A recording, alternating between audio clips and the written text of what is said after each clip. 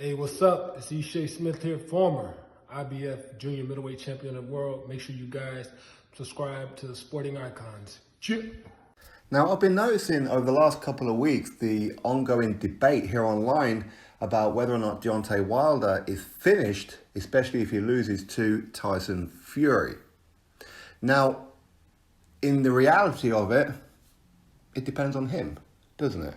Now, if he was to lose to Tyson Fury, is that the end of his career? We could say yes, because he said it before, that he hates training, he doesn't like going to the gym, he can't wait for his career to be finished. So his big fight nights are done for the foreseeable future. Is he mentally strong enough? Is he physically able to rebuild, go back through the rankings and get another world title shot?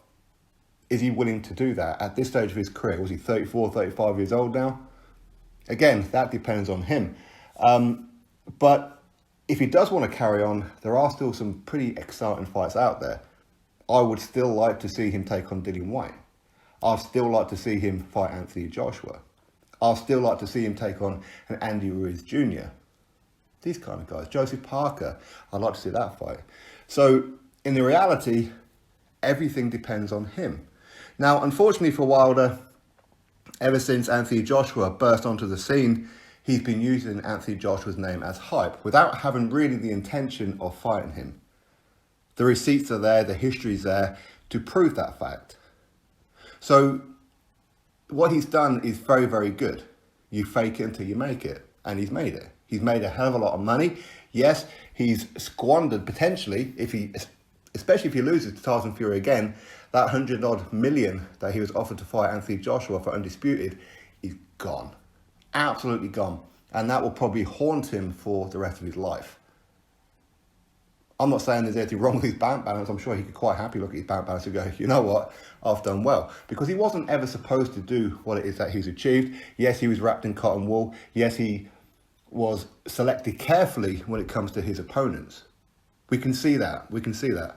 But given the tools that he has and the tools that he doesn't possess, he's done actually very well. So with Deontay Wilder, him getting into boxing because of his daughter with spina bifida and everything that he's achieved, he's done fantastic, hasn't he? He's done what only a small percentage of fighters could ever dream of doing. But the thing is with Wilder is that we've seen that he's not mentally strong. He'll talk how he's mentally strong and this, that and the other, but he's shown a lot of weaknesses with it. A lot of it's talk, but you can kind of see into his soul at times that he's not actually as mentally strong as he likes to perceive himself to be. He's fallen to pieces on many occasions. Tyson Fury just took his soul, stamped all over it, and threw it back at him. That's why he fell apart in the Tyson Fury fights. Because, again, let's be honest, the Tyson Fury, especially the first fight, that was a cherry pick. He was supposed to win that one comfortably. In fact, a lot of his fanboys, as in the real extreme fanboys, the toxic ones, these ones were perpetuating Deontay Wilder as this equal to God kind of status. So when he's going to take on Tyson Fury, they were quite happy to feed into Tyson Fury being lineal. That way, Deontay Wilder will become lineal if he beat Tyson Fury.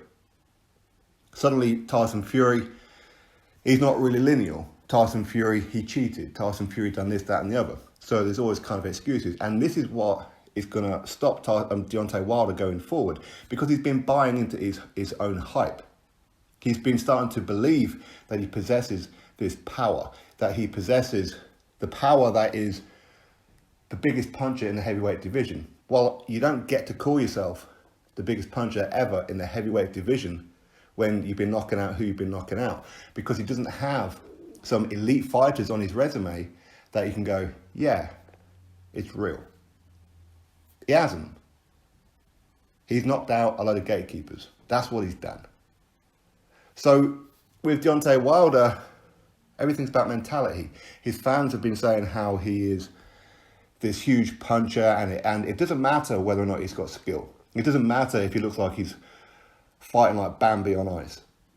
It doesn't matter the fact that he throws wild punches, that he's trying to knock out the lights when he throws a punch. It doesn't matter. Well, it does matter. It matters at the top end of the game.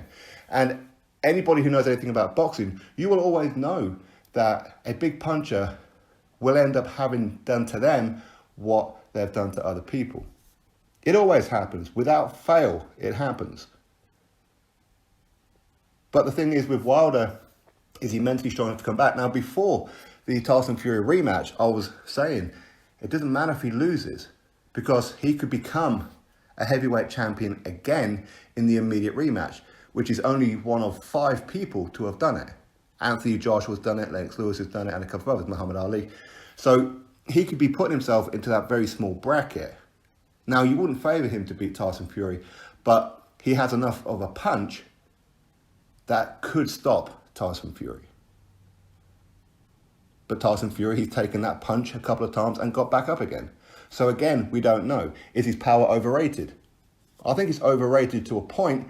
He's not the biggest puncher in the history of the heavyweight division, but it's still enough to knock out any current heavyweight. So he can do it. Tyson Fury, he is vulnerable at times when he gets hit. He does go down. So you will always give him a puncher's chance. But the thing is with Deontay Wilder is that you need more than that at the top end. This is why I was pushing for him to be taken on Dillian Whyte for a long time. People don't understand that. People who don't really understand boxing don't understand that point. Why I was saying he needs to fight Dillian Whyte.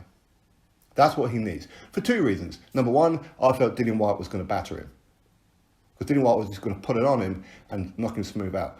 But if I was wrong on that prediction, and Deontay Wilder fought Dillian Whyte and beat Dillian Whyte, that's moving him in the right levels.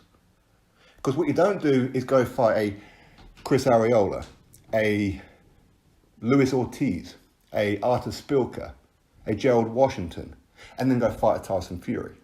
You don't. You need to bridge the gap. And he didn't do that because he was carefully selected. So a lot of the, can he come back? He can come back, but it ain't looking good. He's going to have to accept that his team done him no favours by turning down that 100-odd million. Because again, they were feeding his ego. The way that he's been talking over the past couple of years, how he wants a body on his resume, how he's anointed by God, this God-given power. His grandma said he's something special and he wants to be pregnant and all these kind of things. He named the WBC belt Sophia, which I believe is after some kind of goddess, the bringer of life, the eater of life, and all this kind of other kind of malarkey. So he was starting to buy in to this kind of cosmic mumbo jumbo. He was starting to believe in things that weren't real. When he was trying to perpetuate that he's the baddest man on the planet. You can't call yourself the baddest man on the planet when you haven't beaten the best. When you've avoided certain fighters like a Joshua, a Dillian Whyte, both Klitschko brothers, and a few others. So you can't put out these kind of statements unless you're going to back him up. But is he strong enough? Is he mentally strong enough? Is he willing to come back?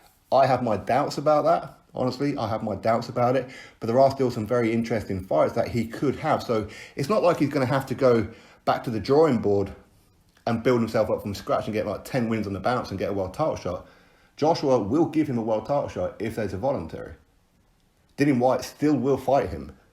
Andy Ruiz Jr., I'm sure, will still fight him. Joseph Parker will fight him.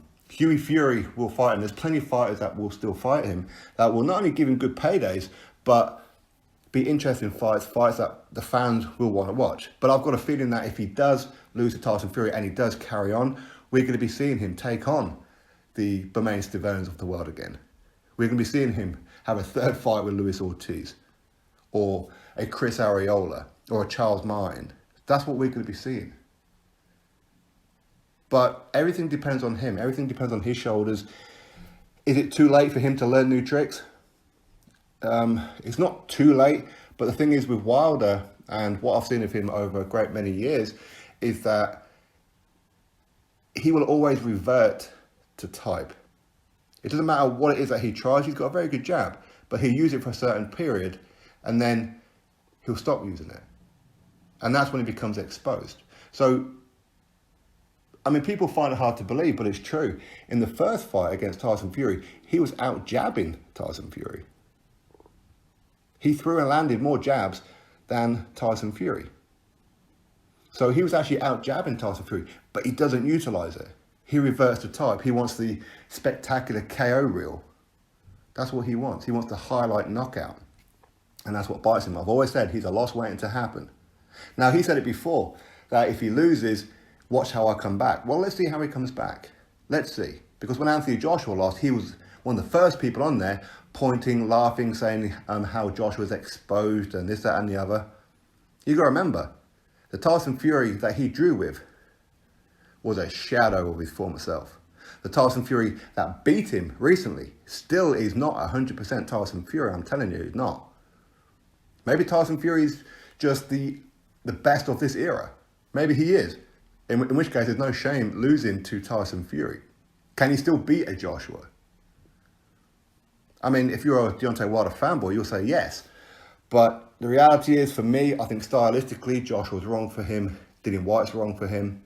And there's a couple of others that are wrong for him as well. And I think his team know that. But him coming back, I think if he loses to Tyson Fury, I don't think he's got it in him to rebuild again. I think the embarrassment of what happened in the rematch will haunt him going into the third fight.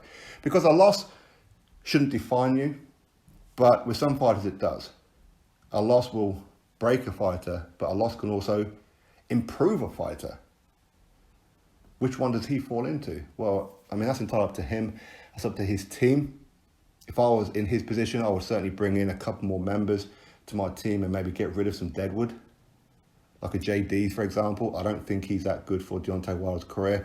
JD doesn't really have the experience at the top end. He doesn't seem like he's a tactical genius. But anyway, that's my thoughts. Of course, you drop me yours. Do you think Deontay Wilder, if he loses to Tyson Fury, that he's finished? Drop your thoughts below. Click thumbs up, subscribe. Catch you all in the next video.